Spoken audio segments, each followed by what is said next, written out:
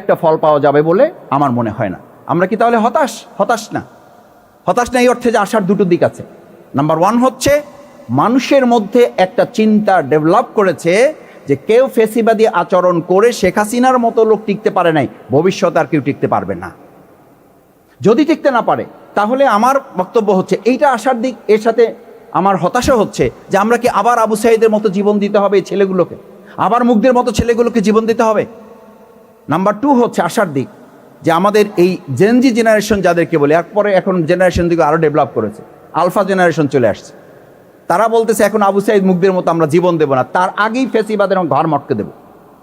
এবং সেই ঘাড় মটকে দেওয়ার জন্য আপনারা এখানে যারা আছেন, আপনাদের সোশ্যাল মিডিয়াটা এটা হচ্ছে ঘাড় মটকাবার একটা গুরুত্বপূর্ণ মাধ্যম। মটকে দিচ্ছেন, কথা বলছেন, কিছুক্ষণ পরে উনি নাই। কেন নাই?